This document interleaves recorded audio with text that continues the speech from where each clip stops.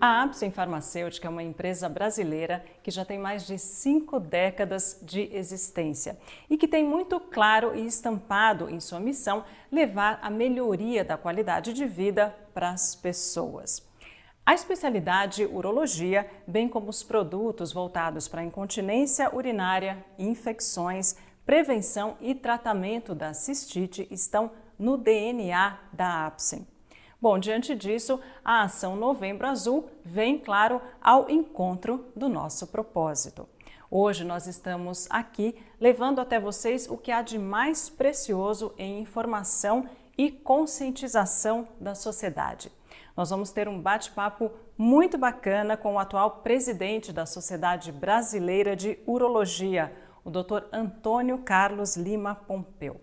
O professor Pompeu é professor livre-docente da disciplina de Urologia da Faculdade de Medicina da USP e professor titular da Faculdade de Medicina do ABC e, claro, atual presidente da Sociedade Brasileira de Urologia, como eu mencionei anteriormente.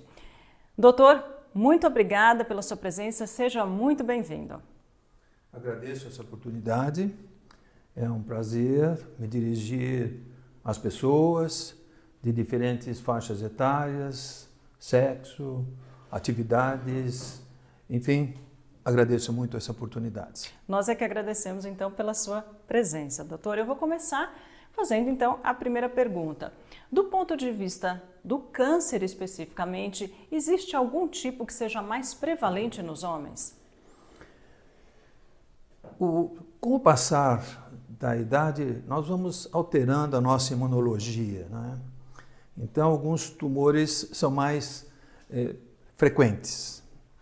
Então, após os 50 anos, que é uma faixa onde os tumores aparecem com maior prevalência, nós sabemos que o câncer de próstata é o câncer mais frequente dos homens depois dos 50 anos, só secundados pelos tumores de pele, que em geral têm uma agressividade biológica menor. Mas o câncer de próstata é um dos tópicos mais importantes da oncologia e, sem dúvida, é um carro-chefe, aspas, da oncologia dentro da urologia. Sem dúvida, doutor. Em relação à etnia, existe alguma prevalência do câncer em determinada etnia? Particularizando o câncer de próstata, existem grupos que têm um risco maior de desenvolver câncer de próstata. Então, esse grupo é representado pelos homens mais idosos, mais de 50, 60 anos. Os pacientes, as pessoas que têm parentes com câncer de próstata, ou mesmo, se for parentes do sexo feminino de câncer de mama, também tem maior chance. Do ponto de vista étnico, a etnia negra favorece mais o câncer de próstata. Então, a resposta é sim, existe prevalência, não é um número muito significativo, mas que deve ser levado em consideração, inclusive do ponto de vista de exames preventivos, de diagnóstico precoce.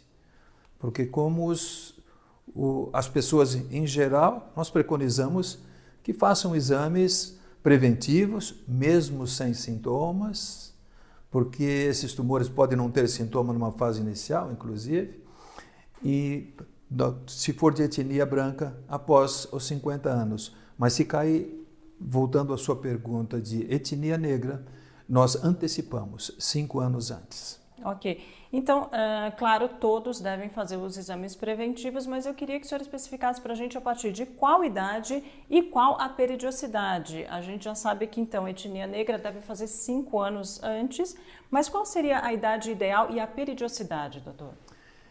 Aqui no Brasil, a Sociedade Brasileira de Urologia acompanha os guidelines, que assim chamamos, as recomendações da maioria das sociedades. Mas nós recomendamos que pacientes que, a partir dos 50 anos, Pacientes não, homens, a partir dos 50 anos, façam o exame mesmo que não tenham sintomas. Se for pacientes de risco, ou seja, tem parentes de sangue, né? Para você ter uma ideia, para quem é filho de cujo pai tem câncer de próstata, ele tem pelo menos 2,5 vezes mais chance, risco de ter câncer de próstata. Se ele tiver 3, isso multiplica-se para 10 vezes. Então, os pacientes que têm, as pessoas que têm parentes, nós antecipamos esta orientação. Com 45 anos, já começar a fazer o exame que nós chamamos preventivo, mas que nada é do que buscar tumor inicial. Com certeza, doutor. E a periodicidade? A periodicidade vai variar. Então, se o paciente tem 50 anos e ele fez os exames, que podemos depois até discutir quais são, não é? E fez os exames e tudo é normal, ou seja, o exame da próstata é normal, o exame de sangue, que é o PSA, que todos conhecem, é normal, ele não tem antecedentes. Esse paciente não precisa fazer exames com uma periodicidade muito curta, não é? Então ele pode fazer cada 2 anos ou cada 3 anos. É importante destacar que nós estamos falando em pacientes sem sintomas, porque se o paciente tiver sintomas urinários, dificuldade para urinar, etc., ele deve procurar o médico com qualquer idade. Não é? Mas então é isto. Em contrapartida, se for um paciente que fez os exames, estão normais ou existe uma certa dúvida, o PSA está no limite do aumento. O exame digital da próstata, o exame físico, discretas irregularidades, mas que não existe ainda uma indicação para fazer o exame que comprova se tem tumor ou não, que é a biópsia. Esses pacientes e que têm antecedentes ou que têm antecedentes familiares, nós fazemos então os exames periódicos numa periodicidade menor, não é? Buscando sempre aquela meta. A meta nossa é diagnóstico de doença inicial, quando é curável. Claro, com certeza, doutor. Falando na fase inicial, o câncer de próstata especificamente tem alguns sintomas quando ele está bem no começo? Ou a melhor ferramenta para se detectar é mesmo o exame preventivo? Então, por partes. O câncer de próstata, na fase inicial, em geral, é absolutamente sem sintomas. E este é o problema. Este é o problema. Porque quando o paciente tem sintomas e se diagnostica um câncer de próstata responsável, portanto, por esses sintomas, em geral, é doença já localmente avançada ou que já deu filhotes à distância, ou seja, doença metastática, cujo prognóstico, que o tratamento é diferente e o prognóstico também é absolutamente distinto. Quer dizer, então o exame preventivo é fundamental? O exame preventivo, segundo a nossa ótica, preventivo, sim, deve ser feito no paciente na fase ainda sem sintomas. Agora, vamos supor que o paciente deixou, enfim, levou para segundo plano, acabou passando e aí efetivamente apresenta, então, o câncer de próstata, como o senhor falou, já com sintomas e, portanto, já num estágio mais avançado. Como é a vida desse paciente? Ele tem a perspectiva de cura? Como é que funciona quando vocês encontram o câncer já no estágio maior? Eu vou começar dizendo que quando nós diagnosticamos o câncer em fase inicial, ele é curável. O paciente tem câncer, você fez o diagnóstico, o paciente, em geral, ainda em fase assintomática, esse paciente tem cura. Bem, mais de 95% de cura. Por métodos cirúrgicos ou radioterápicos, em geral, esses dois métodos na fase inicial. Em contrapartida, quando o paciente tem doença avançada, e quando eu falo doença avançada, ele pode ser uma doença avançada, mas ainda localmente. Ou ele tem doença avançada porque já tem metástases, já tem filhotes à distância. O prognóstico é gradativamente pior quanto maior for a disseminação da moléstia, o que é intuitivo para nós todos. Então, se o paciente tem localmente avançado, nós ainda temos uma chance de cura, mas controlamos bem com os avanços da medicina, avanços do ponto de vista de medicações, da radioterapia, da hormonioterapia, várias modalidades. E nós conseguimos curar um percentual. Quando o paciente já tem doença metastática, a situação já é diferente, porque a cura é improvável. O que nós buscamos e conseguimos atualmente é controlar a doença com essas medicações novas, com essas medidas terapêuticas novas, que nós devemos levar em consideração, que são medicações efetivas, porém são onerosas, têm efeitos colaterais, requer cuidados médicos para diminuir as chances. Então, nessa fase avançada, a nossa meta é controlar a doença, dando aos pacientes a melhor qualidade de vida possível. Se nós compararmos o que nós fazemos hoje, o mesmo quadro de doença já avançada, já metastática, com o que nós fazíamos há 20 anos atrás, a perspectiva atual é muito, muito melhor. Com certeza. Bom, vamos agora a uma nova fase aqui da nossa entrevista, que é a seguinte: a gente já sabe então que o diagnóstico precoce é fundamental, essencial para se pegar o câncer na fase inicial e, claro, aumentar em muito a chance de cura. Mas existe aí um tabu em muitas sociedades, na nossa esse tabu também é muito grande, que é a questão do toque retal, que é fundamental para que o médico possa também fazer o diagnóstico correto. Por que que ele é imprescindível e com o toque retal, o que o médico pode avaliar? Perfeito, é muito oportuna essa sua pergunta. Eu gostaria de voltar um pouquinho no câncer localizado. Claro. Nós queremos diagnosticar o câncer precocemente, em fases iniciais, porque nessa fase, podemos curá-lo. E 2, nós conseguimos diferenciar aqueles tumores que têm baixa agressividade biológica pelos exames e pela biópsia. E para estes pacientes, de comum acordo, nós podemos até não tratá-los e sim fazer exames periódicos. Então, e fazer o exame, o tratamento, se for necessário. Então, existe também esta faixa populacional de tumores de próstata que é importante. Então, muitas vezes nós recebemos, eu estou com câncer de próstata, o que você acha? Depende. Pode ser que seja um tumor de próstata inicial, sem sintomas, de baixa agressividade. Meu caro, toque a sua vida e vamos fazer exames periódicos. Só em vez de fazer anualmente, vamos fazer exames quadrimestralmente ou semestralmente. Não é? Então, existe essa diferença. Voltando, então, à segunda parte da sua pergunta sobre o toque retal. Não é?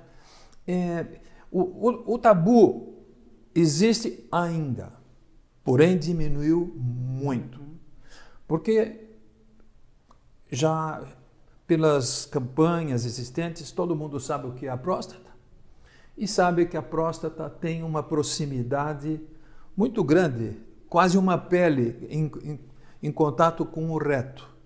De tal maneira que o exame digital, dedo na próstata, via retal, nos permite examinar uma boa parte da próstata. E nós sabemos o que é uma próstata normal. Em geral, ela é lisa, em geral, ela é homogênea, ela não é pétrea, ela tem a consistência de cartilagem do nariz. Então, pelo exame e a experiência do médico, nós quase dizemos, olha, essa próstata não deve ser nada. Em contrapartida, essa próstata pode ser pétrea, irregular, e com esses sinais, nós quase dizemos, isto é câncer de próstata. Mas, nós, com o toque retal, nós podemos ter ideia do tamanho e já pensar de que tipo de tratamento oferecer para esse paciente. Então, oferece informações. As informações adicionais sobre o tamanho da próstata, pelos exames de imagem que nós temos hoje, ultrassom, tomografia e a ressonância magnética, isso vieram ajudar muito, porque nós levamos um paciente para um ato operatório conhecendo muito bem o adversário que vamos encontrar. Mas o câncer de próstata, o toque retal, como faz parte do exame, e mais, esse é um detalhe importante, 15% dos pacientes que têm câncer de próstata e têm PSA normal, eles têm câncer de próstata diagnosticado pelo exame digital. Portanto, o diagnóstico de todas as doenças, baseia-se na história do paciente, na entrevista, no exame físico e em exames complementares. Ai daqueles que querem fazer da sua vida profissional baseada em exames laboratoriais apenas. Vai falhar e vai falhar muito. Isto não temos nenhuma dúvida. De tal maneira que, sim, o toque retal é fundamental e hoje em dia, graças às campanhas, esse tabu diminuiu muito. E o que nós observamos, inclusive, na nossa prática diária, é a participação da família, da companheira, da esposa, em induzir que o seu parceiro vá ao médico e faça os exames. E nas conversas diárias, hoje em dia, entre homens, eu participo da vida social, não é só dos médicos, com outros também, é comum, falou, olha, você já fez o seu toque, um falando para o outro, isso está absolutamente assimilado. Então, o toque retal é importante, e existe um tabu pequeno e está em fase decrescente. Sem dúvida, doutor. Ninguém acho que tem dúvida sobre a importância, principalmente pela complementaridade, né? Então, quer dizer, às vezes o exame de laboratório não aparece nada e o exame físico aparece. Então, realmente é essencial. E aí eu queria que o senhor contasse e desmistificasse para quem está nos ouvindo quanto tempo leva e se ele é simples de fazer, como é que é exatamente? Para que eles desmistifiquem e levem e façam, porque ele é tão importante. O toque retal é muito simples, é indolor, dá muitas informações. Claro, existe aquela dificuldade, porque, veja bem, as mulheres aceitam mais o exame digital dos seus genitais, faz parte do exame, vai periódico, etc. Os homens não aceitavam isto, não é? Mas passaram a aceitar mais, sem dúvida. Mas o exame é simples, não tem um risco de contaminação ou de algum problema para o paciente. É evidente que o médico vai fazer o exame com luvas, etc. Nós vamos fazer um exame intestinal, é um órgão contaminado, evidentemente.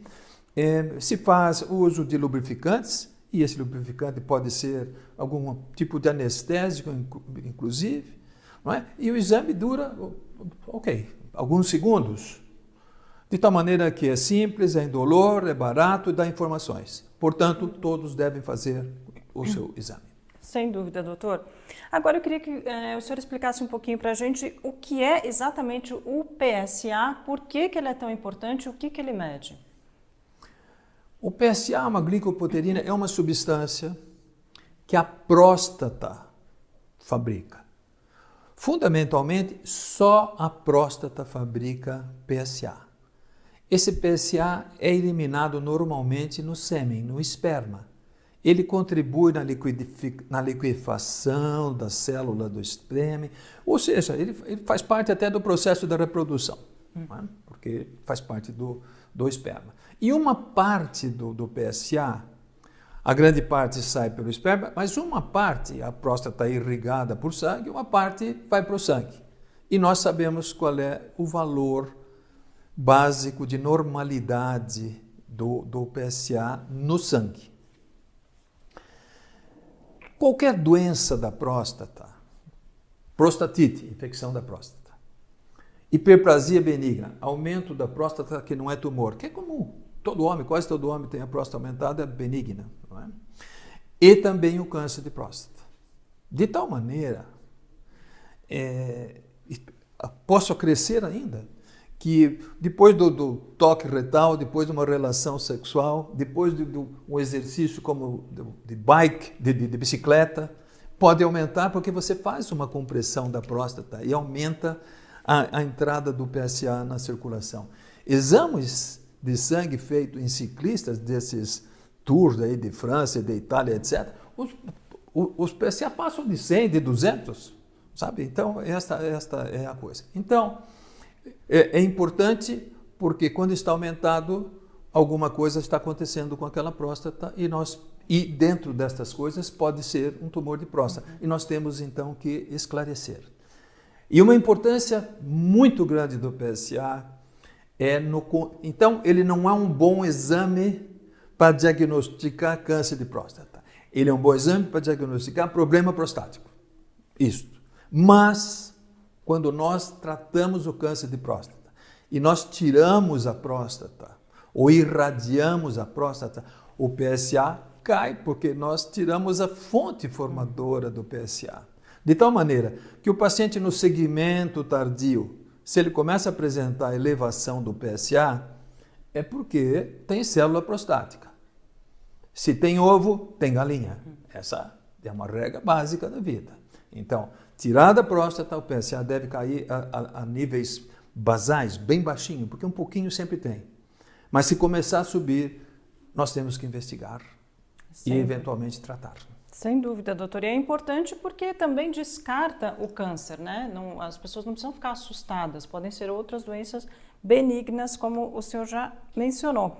Agora eu queria que o senhor falasse um pouquinho sobre hábitos que podem aumentar a chance do câncer de próstata e, por outro lado, hábitos que podem até diminuir a chance do câncer de próstata. Essa pergunta é oportuna, mas quase irrespondível, porque nós não temos ainda uma resposta convincente de como prevenir câncer de próstata. Você não tem ideia do que já se investiu. É vitaminas, não sei, vitamina E, vitamina C, um monte de vitaminas, medicações, N. Nós não temos uma medida efetiva de prevenção. Por isso que nós advogamos, já que nós não podemos prevenir, nós temos que diagnosticar a doença no começo, que nós podemos pegar e tratar esses pacientes. De qualquer forma, existem alguns fatos que devem ser levados em consideração. Primeiro que, nós, olhando o mundo, tem os lugares onde tem mais câncer de próstata, são aqueles lugares onde o clima é mais frio, onde existe grande ingestão de alimentos gordurosos, provavelmente porque o clima é frio. Existem experiências que eu não vou dizer aqui, mas em ratinhos, onde você pode criar câncer de próstata, se cultiva células de próstata em laboratório e se injeta debaixo do subcutâneo do ratinho. Então ele desenvolve câncer de próstata embaixo do subcutâneo, debaixo da pele. E pegando os ratinhos homogêneos, gêmeos, etc., e submetendo a várias modalidades de procedimentos para ver o que faz crescer mais rápido. A única coisa que se verificou efetiva é que os ratinhos que recebiam comida gordurosa eram aqueles que os tumores cresciam mais rápidos. Esse trabalho foi premiado pela Academia Americana, inclusive. Então, o que podemos falar para a pessoa? Olha, não dá para evitar o clima frio, mas excesso de gordura, em geral, pacientes têm câncer de próstata, tem até uma tendência à obesidade. Então, dieta rica em gordura não é bom para a próstata, não é? Essa coisa que eu poderia dizer. E, evidentemente, como todas essas doenças têm relação com a nossa imunologia, a nossa resposta imunológica, o que eu posso fazer? Mens sana, corpore sano e o inverso também. Ou seja, nós devemos ter uma vida, se possível, sem muito estresse, não é? Ter uma vida natural e favorecer a nossa resposta orgânica. Sem dúvida, doutor. Bom, agora a gente vai mudar um pouquinho de assunto e eu gostaria que o senhor falasse um pouquinho como e quando foi idealizado o Novembro Azul e por que é tão importante que nós tenhamos campanhas como essa do Novembro Azul. Bom, existe uma tendência atual a destacar, homenagear aspas, né? Doenças com datas, né? E mês voltados para aquela doença. Não é voltado para aplaudir a doença, mas para conscientizar a população sobre aquela doença, né? Então, nós estamos saindo do Outubro Rosa, que é dedicado ao câncer da mama, que é um dos mais frequentes da mulher. E o Novembro Azul é dedicado à saúde do homem, particularizando o câncer da próstata. E o dia mais importante é 17 de novembro. Mas essa é uma campanha que já vem sendo feita há vários anos, surgiu na Austrália em 2013 e isto tem sido multiplicado entre nós há vários anos e temos como objetivo este, né, de conscientizar os homens sobre o valor da saúde, que todos só dão este valor quando perdem, e principalmente sobre o câncer da próstata. E saber essas informações que eu dei muito parcialmente, muito superficialmente. Quer dizer, nós não temos como evitar, mas nós podemos identificar a doença precoce, nós sabemos como tratar a doença precoce e oferecer cura, nós sabemos controlar a doença localmente avançada, conseguimos dar qualidade de vida, o paciente precisa ir ao médico, são essas coisas que são importantes. Sem dúvida, doutor. E durante o Novembro Azul, vocês percebem que aumenta a procura pelas consultas e pelos exames? Porque no Outubro Rosa a gente já sabe que sim, né? Os laboratórios ficam cheios. No Novembro Azul é a mesma coisa? É a mesma coisa. Quando se levanta o problema, existe a curiosidade, né? Chame-se de propaganda, de comunicação, como quiser chamar. Mas, sem dúvida, aumenta a curiosidade e aumenta o número de consultas. Em contrapartida, eu nem sei se você iria tocar ou não sobre a pandemia, não é? Claro, pode falar, fica à vontade. Sobre a pandemia aconteceu o inverso, né? Na pandemia, mirando o câncer de próstata, entre outros, 80% dos homens deixaram, 80% do que iam para consultas, atendimento médico, deixaram de fazer nesse período. Por razões pessoais, temor de contaminação, ou também pelas dificuldades, os consultórios fechados, as clínicas voltadas para o Covid, essa desgraça que aconteceu. Então, se deixaram de fazer exames preventivos, aspas, e muitos deixaram de dar continuidade no seu tratamento.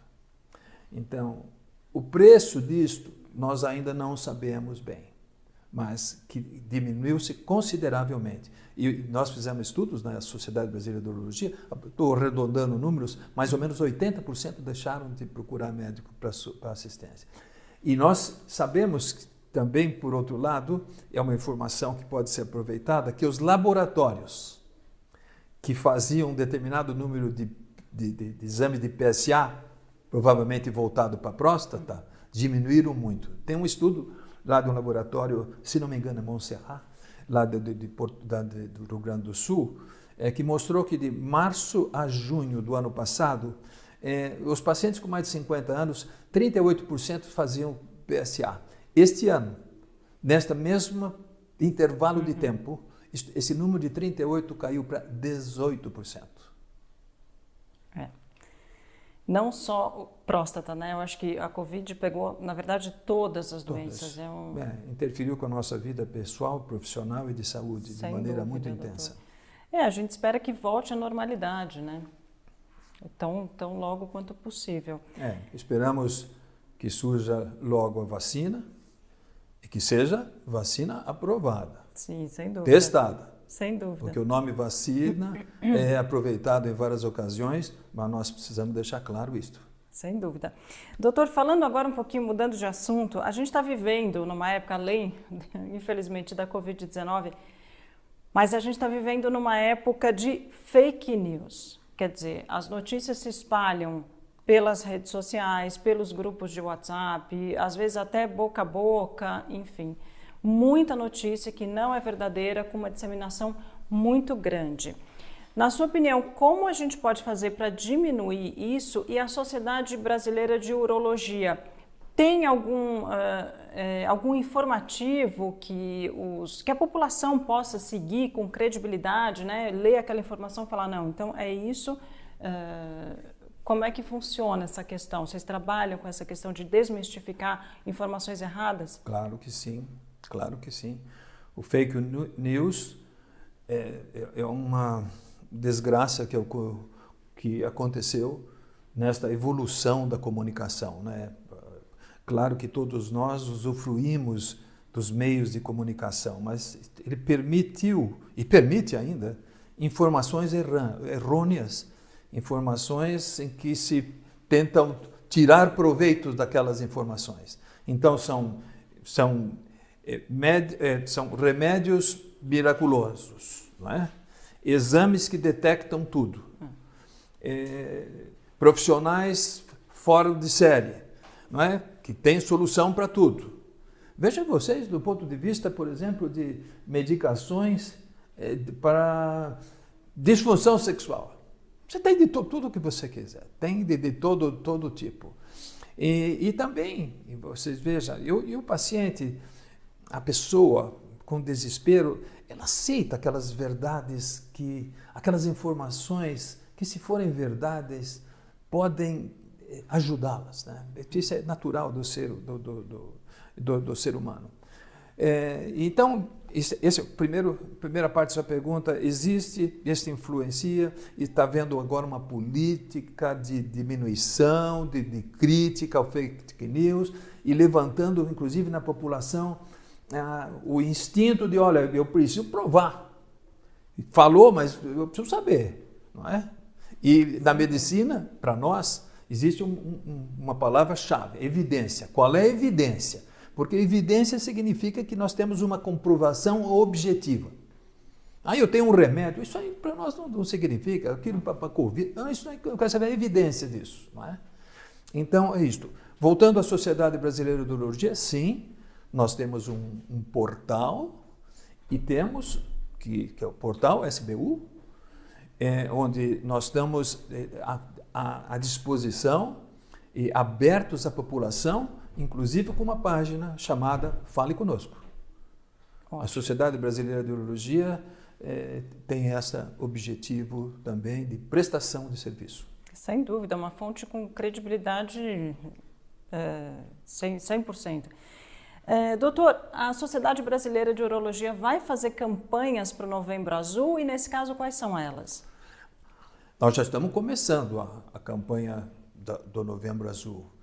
E eu acho que, por exemplo, este nosso bate-papo aqui, sim, eu incluo dentro de informações factíveis que servem para o Novembro Azul. Então, nós temos várias campanhas de comunicação, principalmente, em toda a mídia, e criando fatos que chamem a atenção.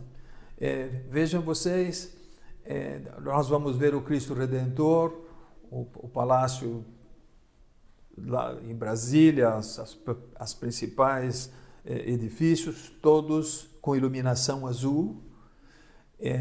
Então, nós estamos fazendo uma campanha muito forte de conscientização sobre a saúde do homem, não é?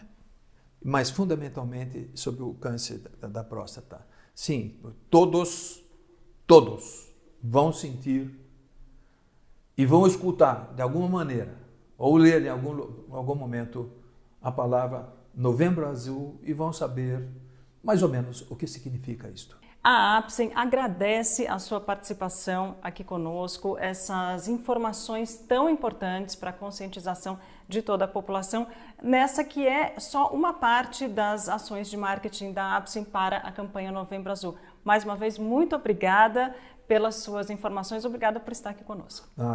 Eu que agradeço essa oportunidade de estar em contato com as pessoas e também essa oportunidade de divulgar a nossa campanha e agradecer a APSEM por estar participando ativamente dessa campanha da nossa sociedade. Muito obrigada mais uma vez, professor.